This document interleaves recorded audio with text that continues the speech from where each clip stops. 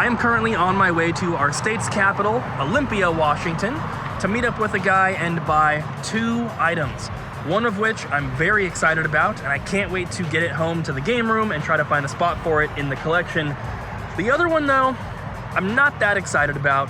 It's actually one of my least favorite items when it comes to the whole video game collecting thing. So, yeah, we'll see. One item really cool, one item not so much. We're actually meeting at a game store, though. I should get there right when they open, so hopefully we can do a little bit of shopping as well, maybe find a Super Nintendo game that we need. But we'll see. We'll see. There's one other store that I can maybe hit on the way home that I've never been to. I would like to try that as well. So let's get going. Oh, it's so cold out here. We are meeting at Super Smash Games in Olympia, and GPS says we have about half an hour until we get there.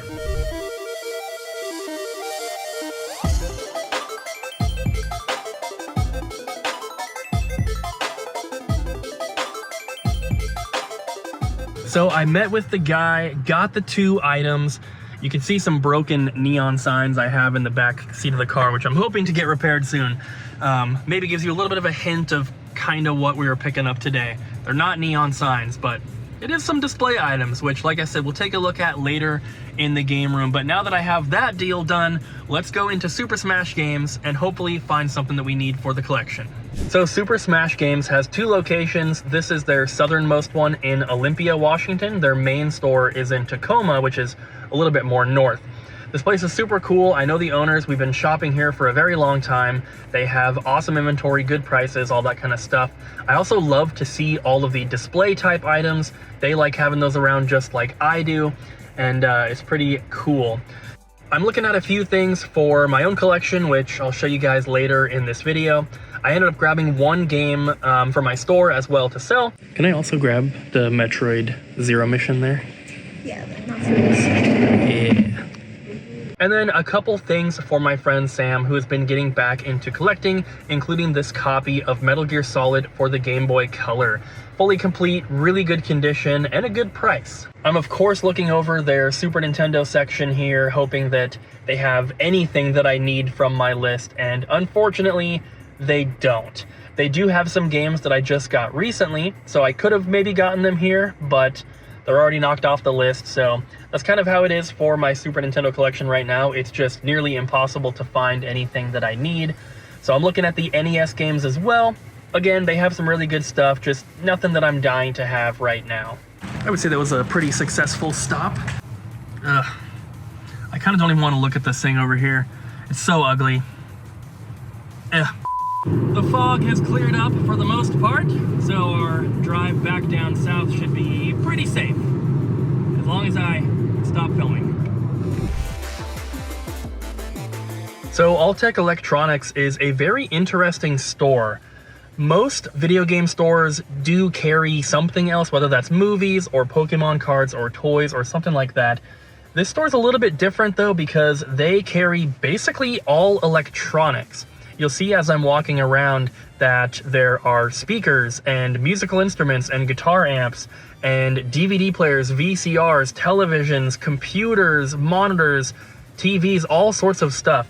The video game stuff is kind of like their biggest category, and they said that it's what they end up selling the most of, which is, you know, completely understandable. But it's cool that they have some variety. I kind of like stores like this. I like that it's not perfectly put together because it's fun to kind of look around and look in boxes and dig through stuff. And I actually did find a couple things that I wanted to pick up. So you'll see later in the clip what I ended up getting, but there's the Magnavox Odyssey 2000, which is going to be for the store. I picked up a sealed copy of Dr. Mario for the NES, and I looked at this thing. It is in basically perfect condition. There's no creasing, no little rips or holes in the corners. There's a little bit of like dirt kind of on the outside of the seal, which needs to be cleaned up, but as far as condition goes, it is super, super mint. This is going to be a nice item for our new store. And overall, this place is just a lot of fun. So if you're in the Centralia, Washington area, this is kind of the only game store around, so I would definitely check it out. I finally made it back home. It was a multi-hour long trip with only 2 stops, but I spent a lot of time at that second game store, And I got some awesome stuff. So before I show you the whole reason that I made this little road trip to begin with, I'm gonna show you guys everything I picked up at the 2 stores because I don't think that I quite showed everything. So here it is, with the exception of a box of Star Trek cards, which are just for the store. I decided to just leave that in the car because who cares? But I got the Magnavox Odyssey 2000, which is a very, very old, kind of like a Pong clone type of system. Magnavox obviously made the Odyssey and the Odyssey 2, which has interchangeable game cartridges, one of the first consoles to do that, but the Magnavox Odyssey 2000 is a Pong unit. And it comes in the original box, as you can see. It's from 1977. This thing is super old. For being that old, it's actually in pretty decent condition. The only thing is that it is missing the styrofoam that kind of like goes on each side of the console, but it's got both of the paperwork things here, the instruction manual and whatever the warranty. And then here we have the actual unit itself. The ones that I'm seeing on eBay listed as tested don't have an AC adapter, but it does have an AC adapter port, so I'm not 100% sure. The person that worked at the store said that they power tested it, but they didn't have a way to hook this up to a television, unfortunately.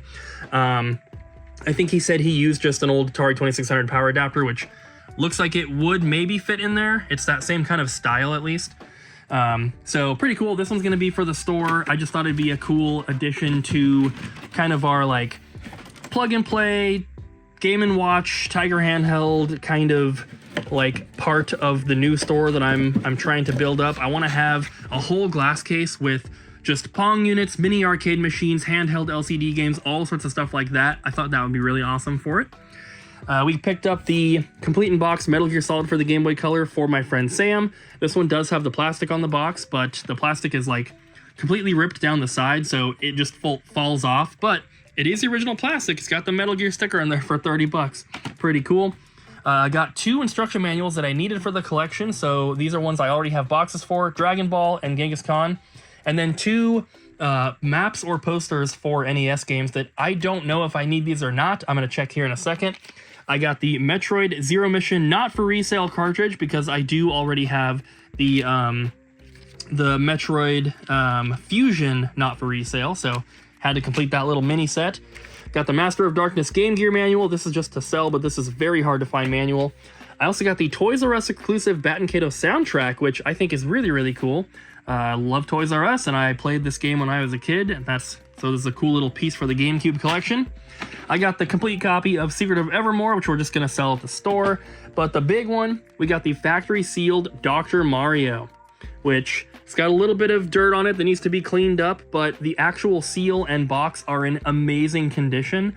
I might have to get this graded before we sell it. I'm not sure, but it's looking like even just raw, which would mean ungraded, sealed copies can sell for up to like 800, maybe even more.